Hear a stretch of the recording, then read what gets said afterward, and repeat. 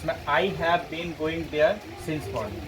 तो आई जो है हमारा सब्जेक्ट है, आई क्या है सब्जेक्ट, और देयर जो है एडवर्ब ऑफ प्लेस है क्योंकि देयर माने वहाँ, और सिंस जो है हमारा प्रीपोजिशन है सिंस फॉर, और मॉर्निंग जो है वह हमारा टाइम है। क्लियर।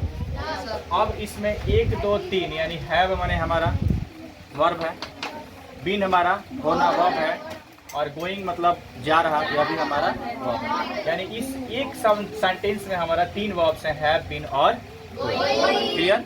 अब हमको इसमें आइडेंटिफाई करना है कि मेन वर्ब कौन है। ठीक है, तो अभी हमने आपको लिखाया कि अगर किसी वाक्य में 2 या 2 से अधिक वर्ब्स होते हैं तो जो सबसे आखिरी में वर्ब्स आते हैं वे हमारे मेन वर्ब कहलाते हैं। तो देखो 1 2 और ये 3 वर्ब्स हैं ना इसमें, तो सबसे आखिरी में क्या है बाबू, गोइंग। तो ये हमारा गोइंग क्या होगा, मेन वर्ब। क्लियर।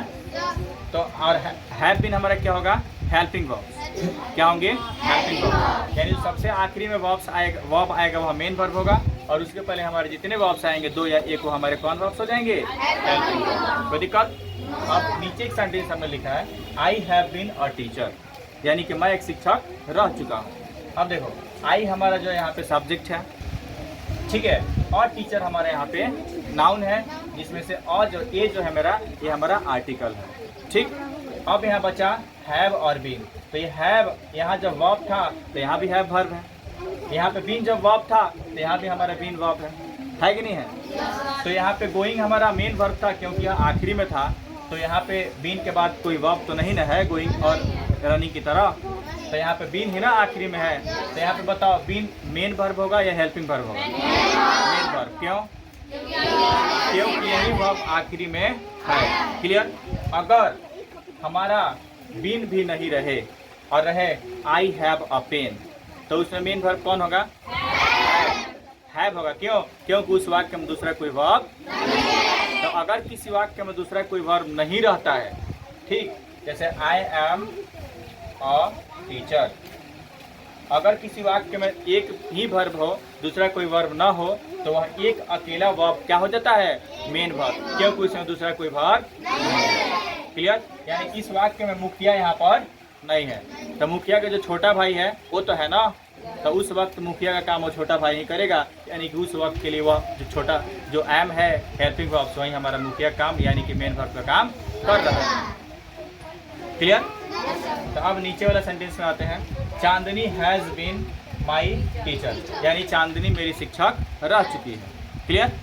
तो अब बताओ यहाँ पे वर्ब्स इस वाक्य में कहाँ कहाँ है, हैज़ और बीन है ना। तो आप बताइए बीन और हैज़ में मेन वर्ब कौन होगा, बीन होगा। क्यों, क्योंकि वाक्य आखिरी में आया है। क्लियर। और यहाँ पे हैज़ जो है यह भी तो वर्ब है, तो ये कौन वर्ब होगा, क्यों, क्योंकि यह पहले आया है, यानी कि एक वर्ब इसमें आखिरी में है वह मेन है, और उसके पहले जितने सारे वर्ब्स हैं हमारे हेल्पिंग वर्ब। समझ में आ गया। तो चलिए अब हम आपसे पूछे ना, दीजिए जी, चलिए आप बैठिए। अब मैं आपसे पूछता हूँ, ठीक है। तो सबसे पहले तुम खड़े हो जाओ। एक वाक्य में अगर 3 वर्ब्स हैं तो मेन वर्ब कौन होगा, तीसरा जो सबसे आखिरी में आया होगा या सबसे पहले में, कौन, आखिरी वाला। बैठ जाइए। और कौन बताएंगे, लड़की या लड़कों में, बताओ जल्दी हाथ उठा दीजिए। हाँ, जो छोटे छोटे बच्चे लोगों से पूछते हैं। चलिए खड़े हो जाइए, आप आते हैं आपके पास। एक वाक्य में अगर 2 वर्ब है, ठीक है, जैसे I have been the student of Akash sir, I have been the student of Akash sir, तो इसमें मेन वर्ब कहाँ है, जो उसके बाद में, किसके बाद में, हैव बीन में मेन वर्ब कौन है, बीन, बीन। क्यों, क्योंकि उसके क्योंकि हैव के बाद में है। ठीक है, छोटी सी बच्ची बता नहीं पा रही, कौन क्लास में आप, 2 में है। और देखिए वर्ब समझ में आ गया मेन कौन है। बहुत अच्छा, इनके लिए जोरदार क्लैप आप बजाइए ही बजाइए, नहीं चाहिए। आप खड़े हो जाओ। अगर हम सेंटेंस बोलें आई एम अ स्टूडेंट, तो इसमें मेन वर्ब कहाँ है, एम। क्यों, क्योंकि वो अकेला है, उसके अलावा कोई भी वर्ब नहीं है, कोई दूसरा वर्ब नहीं है, नहीं। इसलिए वो main है। मेन जोरदार ताली बजाइए इनके लिए। बहुत अच्छा बैठ जी।